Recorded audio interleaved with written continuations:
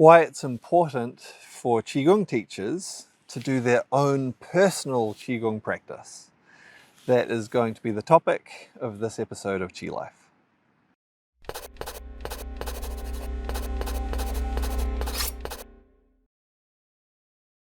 So when someone starts teaching Qigong, they've probably practiced for quite a while by themselves and really enjoyed it, maybe got a lot of benefit from it, and then they decide, hey, I'd like to start sharing this with other people around me. That's a great thing.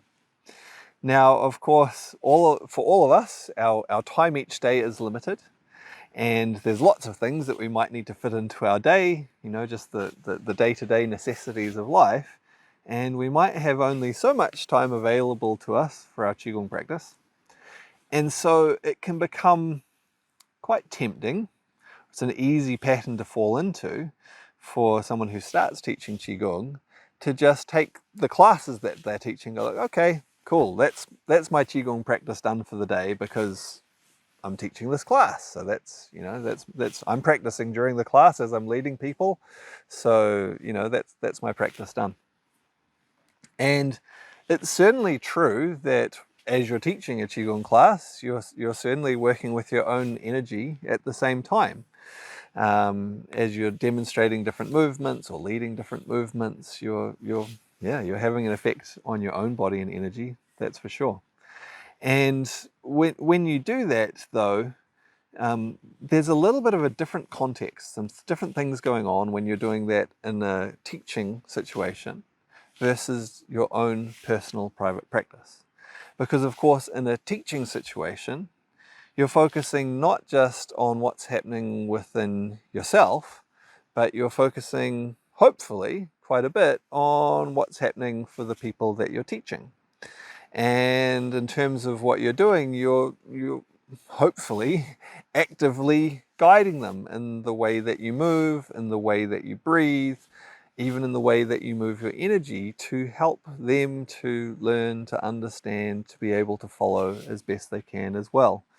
A very easy example of this and how teaching is different from your own practice is in relationship to your breath. So the breathing takes on different patterns in different Qigong practices. And some Qigong practices, there's no specific breathing pattern. You just allow the breathing to be natural and flow and adapt to the practice. Within other practices, you intentionally breathe in during different phases and then breathe out during different phases and so on. And of course, if you're teaching, you might teach in a way sometimes where all you do is demonstrate, in which case you can breathe fully with the pattern that you would normally use for that particular practice. But often you may also find it useful to give instructions, verbal instructions, while demonstrating, while leading a practice, to remind the people that you're teaching of different details, even to tell them when to breathe in and when to breathe out, or different details of how to move their body, of their posture, of things to be aware of within their body, within their energy. And so, of course, if you're talking, that means that you can't necessarily breathe in the pattern that ideally you would like to get the full benefit from that practice.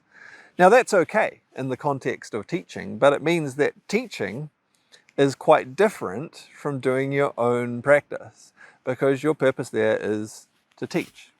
The same is true of other aspects of practice as well. You may find yourself modifying different movements to adapt to the needs of the people that you're teaching, or simply focusing on different aspects of the practice that are either accessible or what is needed by the people, whether it be one-on-one or in a group setting, and what they need, rather than what you really need.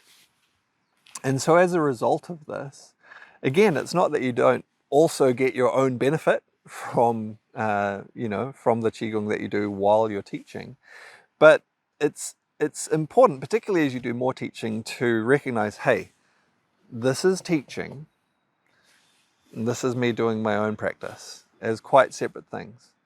Because naturally you're going to be focusing on different things while you're teaching, and you're not going to be able to give yourself all of the focus, all of the benefit that you may personally need. And in fact, it's actually really important when you're doing a lot of teaching, because you may find that actually you find yourself actually expending too much energy while you're teaching, because you're focused on guiding things so much, in which case you need to be able to pull back and go, hey, I need to also do my own practice to keep my own energy strong, my own energy healthy and balanced as well. In your own personal practice, you're able to focus on specifically what you need.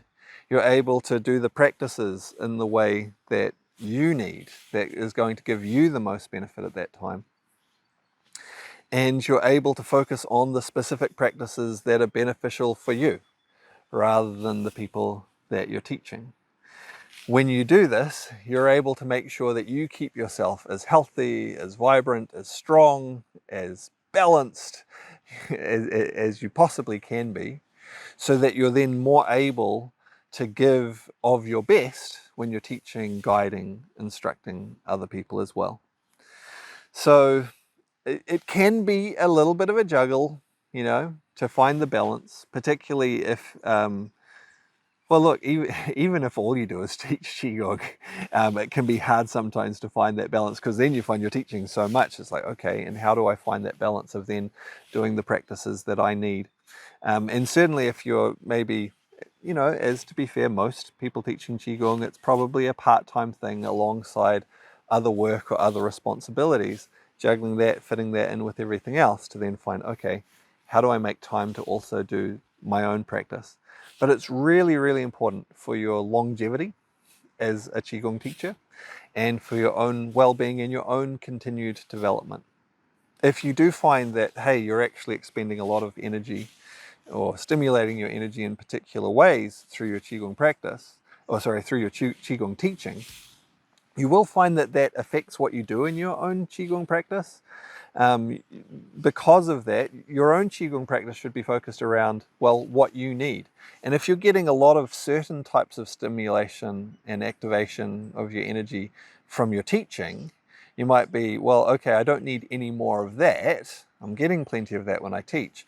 But you might focus on some of the other aspects of the Qigong to make sure that you keep your own balance. Maybe some of the practices that are more gentle, more meditative, maybe some of the practices that really build up and accumulate and store energy if you find that you're expending a lot of energy in your teaching. So there's a few things to think about in terms of what do you choose to do within your own practice, and that's to balance all of the balance things out with all of the other demands on your life. So it might be that your own personal practice is different from in fact, it's highly likely it's going to be different from what you teach in your classes. But really important that you take that time to really take care of yourself, as well as the effort that you put into teaching and leading others. All right, that's the vlog for today. I hope you've enjoyed it. If you have, please like, comment, subscribe, share, all those good things. And I look forward to seeing you on another one soon.